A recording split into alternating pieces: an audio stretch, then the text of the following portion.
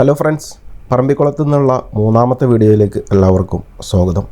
നമ്മൾ രാവിലെ early morning ഒരു 6:30 തന്നെ റൂമിൽ നിന്ന് ഇറങ്ങിയിട്ട് ഇന്ന് പോകുന്നത് കന്നിമരത്തേക്ക് കാണാനാണ്. ഏകദേശം ഒരു 16 കിലോമീറ്ററോളം നമ്മൾ കാട്ടിനകത്തുകൂടെ സഞ്ചരിച്ചിട്ട് വേണം ഈ കന്നിമരത്തിൻ്റെ അടുത്തേക്ക് എത്താൻ. നമ്മളീ പോകുന്ന വഴിയിൽ കാണുന്ന ഈ ഒരു ഫോറസ്റ്റ് ഇതൊരു പ്ലാന്റേഷൻ ഫോറസ്റ്റാണ്. പണ്ട് കാലത്ത് ബ്രിട്ടീഷുകാർ ഇവിടെ ഉണ്ടായിരുന്ന മരങ്ങളെല്ലാം വെട്ടി അവരുടെ നാട്ടിലേക്ക് കടത്തിയിട്ട് പിന്നെ ഇവിടെ റബ്ബർ വെച്ച് പിടിപ്പിച്ചതാണ്. ഇങ്ങോട്ട് വരുന്ന റോഡ് പകുതിയിലധികവും ഓഫ് റോഡാണ്.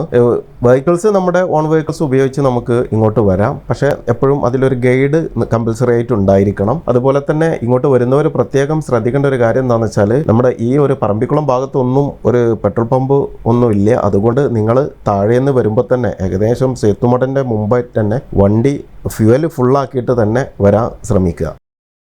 അങ്ങനെ നമ്മൾ കന്നിമരത്തേക്കിൻ്റെ അടുത്ത് എത്തിയിട്ടുണ്ട്. ഇതാണ് ലോകത്തിലെ ഇന്ന് ജീവിച്ചിരിക്കുന്ന ഏറ്റവും വലിയ തേക്ക്.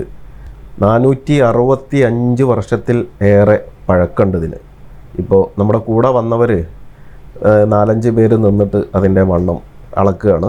നമ്മൾ ഈ വീഡിയോയിൽ കാണുന്ന പോലെയല്ല കേട്ടോ, ഈ തേക്കിൻ്റെ അടുത്ത് പോയി നോക്കുമ്പോഴേ അതിൻ്റെ ആ ഒരു വണ്ണം എത്രത്തോളം ഉണ്ടെന്ന് മനസ്സിലാവുള്ളൂ. ഇപ്പോൾ ഏകദേശം 6-7 പേരോളം കൈ ഇങ്ങനെ റൗണ്ടിൽ നിന്നിട്ട് എത്തിപ്പിടിച്ചിട്ടും അതിലും കൂടുതലാണ് ഈ തേക്കിൻ്റെ വണ്ണം വരുന്നത്. പിന്നെ ഈ തേക്കിൻ്റെ തൊട്ടടുത്തായിട്ട് തന്നെ ആ തേക്കുമായി ബന്ധപ്പെട്ടിട്ടുള്ള കാര്യങ്ങളെല്ലാം ഒരു വലിയൊരു ബോർഡിൽ നോട്ട് ചെയ്ത് വെച്ചിട്ടുണ്ട്.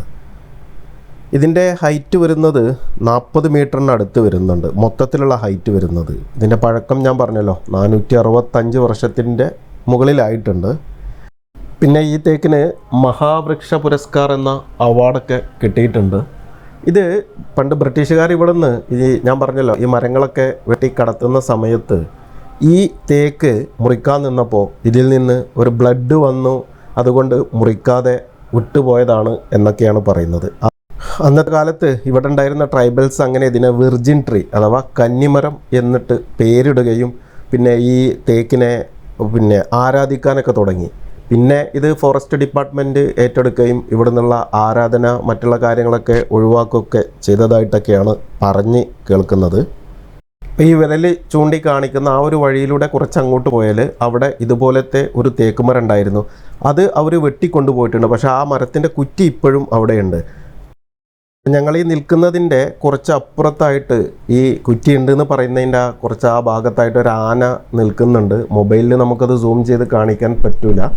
അപ്പോൾ അതുകൊണ്ട് നമുക്ക് ആ മരത്തിൻ്റെ കുറ്റിയുടെ അടുത്തേക്ക് നമുക്ക് പോകാൻ പറ്റാത്തത് കൊണ്ടാണ്. ഇല്ലയെന്നുണ്ടെങ്കിൽ നമുക്കതും കൂടി പോയിട്ട് ഷൂട്ട് ചെയ്ത് ഇതിൽ ഉൾപ്പെടുത്താമായിരുന്നു.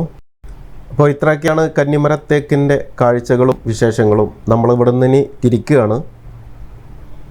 37 പരം കടുവകളും 100 പരം പുലികളുമുള്ള കാട്ടിലൂടെയാണ് നമ്മൾ പോയിക്കൊണ്ടിരിക്കുന്നത്. കടുവകളും പുലികളും മാത്രമല്ല, ആനകളും മാനും അതുപോലെയുള്ള ഒട്ടുമുഖ്യ വന്യജീവികളും ഉള്ള ഫോറസ്റ്റിനകത്തുകൂടെയാണ് നമ്മൾ പോയിക്കൊണ്ടിരിക്കുന്നത്. അങ്ങനെ നമ്മൾ തൂണക്കടവ് ഡാമിൻ്റെ അടുത്ത് എത്തിയിട്ടുണ്ട്. ഇതും നമ്മൾ പറമ്പിക്കുളം ഡാം പോലെ തന്നെ ഇതിൻ്റെ മെയിൻ്റനൻസും ഇതിൻ്റെ എല്ലാ കാര്യങ്ങളും ചെയ്യുന്നത് തമിഴ്നാടാണ്. ഇത് സ്ഥിതി ചെയ്യുന്നത് കേരളത്തിലാണ് എന്ന് മാത്രമേ ഉള്ളൂ. ഇതിൻ്റെ എല്ലാ കൺട്രോളും വരുന്നത് തമിഴ്നാടിൻ്റെ അടുത്താണ്. പറമ്പിക്കുളം നദിയുടെ കഴിവഴിയായ തൂണക്കടവ് നദിയിലാണ് തൂണക്കടവ് അണക്കെട്ട് നിർമ്മിച്ചിട്ടുള്ളത്. പറമ്പിക്കുളം ആളിയാർ ജലസേചന പദ്ധതിയുടെ ഭാഗമായ ഒരു ചെറിയ സംഭരണ റിസർവോയർ കൂടിയാണിത്. തൊട്ടടുത്തുള്ള പെരുവാരിപ്പള്ളം അണക്കെട്ടുമായി കനാൽ വഴിയും പറമ്പിക്കുളം അണക്കെട്ടുമായി 2.5 കിലോമീറ്റർ നീളത്തിലുള്ള ഭൂഗർഭ തുരങ്കം വഴിയും ഈ അണക്കെട്ടിനെ ബന്ധപ്പെടുത്തിയിട്ടുണ്ട്.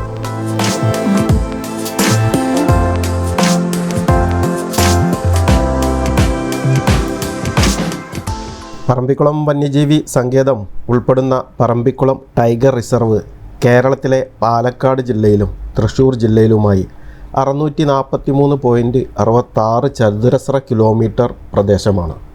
2010 പറമ്പിക്കുളം ടൈഗർ റിസർവായി പ്രഖ്യാപിച്ചത്. പറമ്പിക്കുളം ഉൾപ്പെടെയുള്ള പശ്ചിമഘട്ടം യുനെസ്കോയുടെ ലോക പൈതൃക പട്ടികയിലുള്ളൊരു സ്ഥലം കൂടിയാണ്. ഈ ഒരു ഭാഗത്ത് ഇവിടെ ഒരു ട്രൈബൽ സെറ്റിൽമെൻ്റ് ഉണ്ട്. ഇവരുടെ ഈ സെറ്റിൽമെൻറ്റിൻ്റെ ഓപ്പോസിറ്റിലായിട്ട് തന്നെയാണ് ഈ തൂണക്കടവ് നദി ഒഴുകുന്ന സ്ഥലമാണ്.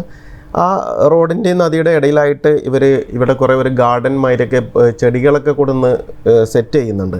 അപ്പോൾ ഈ പന്നി പോലുള്ള മൃഗങ്ങളൊക്കെ വന്ന് നശിപ്പിക്കാതിരിക്കാൻ അവർ മുളയുടെ തണ്ടുകൾ കൊണ്ടൊരു വേലി മാതിരിയൊക്കെ കെട്ടിയിട്ടുണ്ട്. പണ്ട് കാലങ്ങളിൽ പറമ്പിക്കുളം വനങ്ങളിൽ നിന്ന് കൊച്ചി തുറമുഖം വഴി ലോകത്തിൻ്റെ വിവിധ ഭാഗങ്ങളിലേക്ക് മരം കയറ്റി അയച്ചിരുന്ന കൊച്ചിൻ സ്റ്റേറ്റ് ഫോറസ്റ്റ് ട്രാംവേയുടെ അവശിഷ്ടങ്ങൾ ഇന്നും ഈ കടുവ സങ്കേതത്തിന് അകത്തുണ്ട്.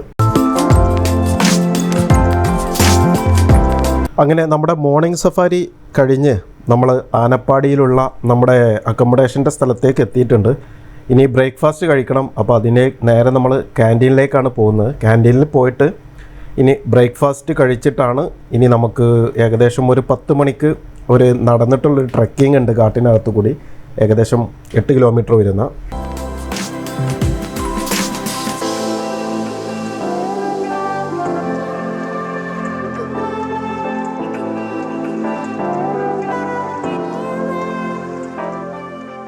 ഇതാണ് ആനപ്പാടിയിലുള്ള ക്യാൻറ്റീന്. ഇവിടെ നിന്നാണ് ഇന്നലെ രാത്രി നമ്മൾ ഭക്ഷണം കഴിച്ചത്. ഇപ്പോൾ ഇനി ബ്രേക്ക്ഫാസ്റ്റ് കഴിച്ചിട്ടാണ് നമുക്ക് ഇനി ട്രക്കിങ്ങിന് പോകാനുള്ളത്.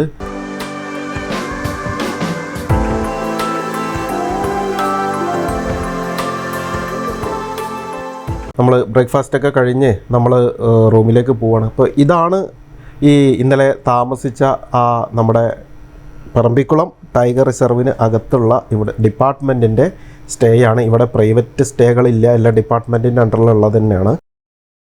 ഞങ്ങൾ ഡോർമെട്രിയിലാണ്, 20 പേർക്കുള്ള ഡോർമെട്രിയാണ് എടുത്തിരുന്നത്. ഇപ്പോൾ നമ്മുടെ ഈ മുമ്പിൽ കാണുന്നത്.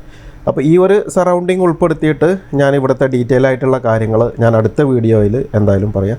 ഇപ്പോൾ നമ്മൾ ഇവിടെ നിന്ന് ഇനി നേരെ ട്രക്കിങ്ങിന് പോകാനുള്ള ഒരുക്കത്തിലേക്ക് പോവുകയാണ്. അപ്പോൾ നമുക്ക് ഇനി ട്രക്കിങ്ങുമായി ബന്ധപ്പെട്ട കാഴ്ചകളാണ് അടുത്ത വീഡിയോയിൽ.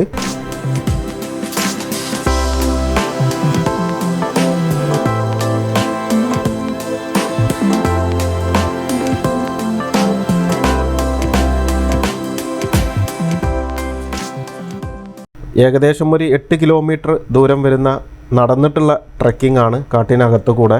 എല്ലാ മൃഗങ്ങളും ഉള്ള കാടാണ്. നമ്മുടെ കൂടെ ഗൈഡും കാര്യങ്ങളൊക്കെ ഉണ്ട്. അപ്പോൾ ഇതിൻ്റെ വിശേഷങ്ങൾ ഉൾപ്പെടുത്തിയിട്ട് നമുക്ക് അടുത്തൊരു പാർട്ടായിട്ട് വീഡിയോ ചെയ്യാം. അപ്പോൾ നമുക്ക് പുതിയ വീഡിയോയിൽ കാണുന്നത് വരെ എല്ലാവർക്കും നന്ദി, നമസ്കാരം.